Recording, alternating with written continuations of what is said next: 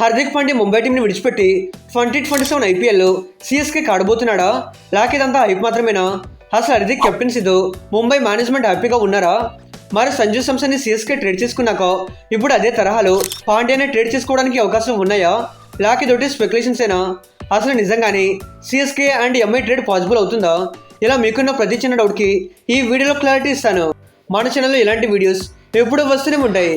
మీరు IPL fan అయితే ఇది మీకు రైట్ ప్లేస్. ఇంకా పోయి లేట్ మావా ఈ సబ్స్క్రైబ్ అయితే కొట్టేసండి. Let's begin the matter.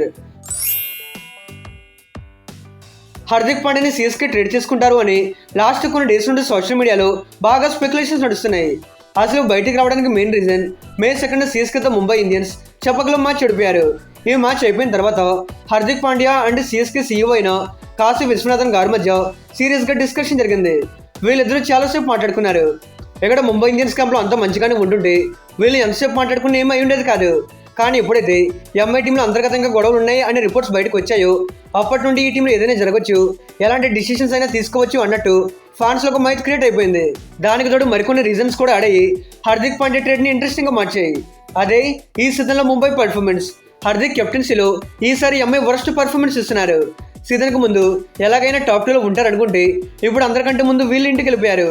అసలు Rohit Sharma, Ryan Rickelton, Quinton de Kock, Suryakumar Yadav, Tilak Varma, Deepak Chahar, Boult, Hardik Pandya, Bumrah and Santner ఇలా ఎంతోమంది సూపర్ స్టార్ ఆటగాళ్ళని పెట్టుకొని కూడా అట్లీస్ట్ చిన్న ఫైట్ కూడా ఇవ్వకపోవడంతో హార్దిక్ పాండ్యా లీడర్షిప్ అయినా మేనేజ్మెంట్ కూడా హ్యాపీగా లేరు అన్నట్టు రూమర్స్ వినిపిస్తున్నాయి. దాంట్లోనే సీజన్ స్టార్టింగ్ నుండి కన్సిస్టెంట్గా మ్యాచెస్ ఓడిపోవడంతో పాండ్యా ఎక్స్ట్రీమ్ ప్రెజర్ ఫేస్ చేస్తున్నాడు. ఎవరు పర్ఫామ్ చేయకపోయినా, ఎవరి వల్ల మ్యాచెస్ ఓడిపోయినా డబ్బులు మాత్రం మనోడిగే.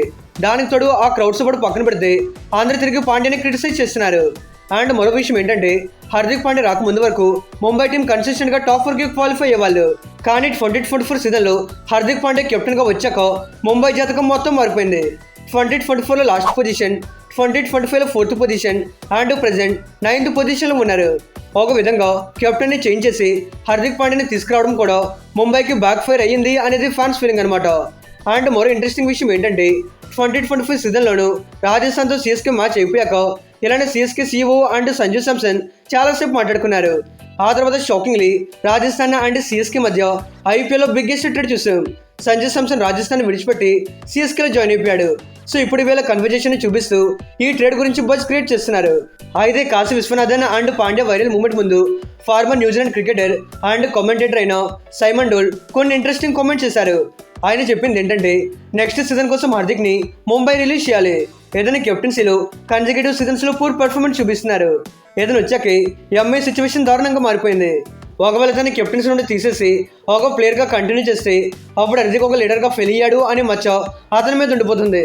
అందుకే హార్దిక్ని రిలీజ్ చేస్తే మంచిదని డోల్ చెప్పుకొచ్చాడు. దీంతో అతన్ని సీఎస్కే ట్రేడ్ చేసుకుంటే బాగుంటుందని సీఎస్కే ఫ్యాన్స్ అనుకుంటున్నారు. దీనివల్ల ఈ రూమర్స్ గట్టిగా వినిపిస్తున్నాయి. మరి ముఖ్యంగా హార్దిక్ పాండ్యా అండ్ శివం డుబే మధ్య ట్రేడ్ జరగబోతుంది అని బజ్ క్రియేట్ చేశారు.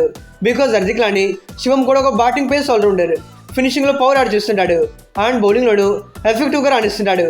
దట్టు ముంబై లోకల్ బాయ్ కాబట్టి సో ఆలోచన లేకుండా ఇతన్ని ట్రేడ్లో పెట్టేశారు. ఒకవేళ ఇతను కాకపోతే రుతురాజ్ గైక్వాడ్తో అయినా ట్రేడ్కి పాసిబుల్ ఉందని చెప్తున్నారు. ఎందుకంటే అండర్ గైక్వాడ్ లీడర్షిప్లో సీఎస్కేకి గ్రేట్ రిజల్ట్ ఏమీ రాలేదు. దాంట్లోనూ సంజు శాంసన్ ట్రేడ్ చేసుకున్నాక వాళ్ళకి కెప్టెన్సీ ఆప్షన్ దొరికింది.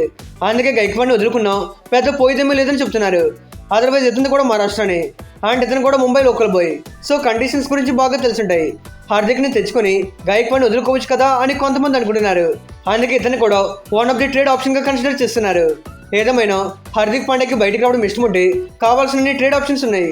లేదు అనుకుంటే ప్లేయర్స్తో కాకుండా క్యాష్ ట్రేడ్ చేసుకోవచ్చు. ఇప్పుడు అసలు మాట్లాడుకుందాం.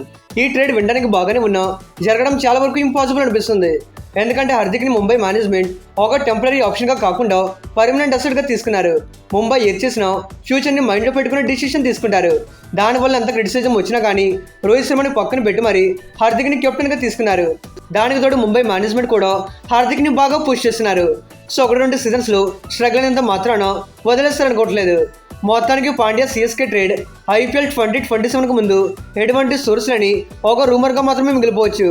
పాండ్యా కాశీ విశ్వనాథన్ గారి కన్వర్జేషన్ ఒక క్యాజువల్ కన్వర్జేషన్ గానే ఉండొచ్చు తప్పిస్తే దీంట్లో ఎటువంటి మిస్టరీ ఉండకపోవచ్చు.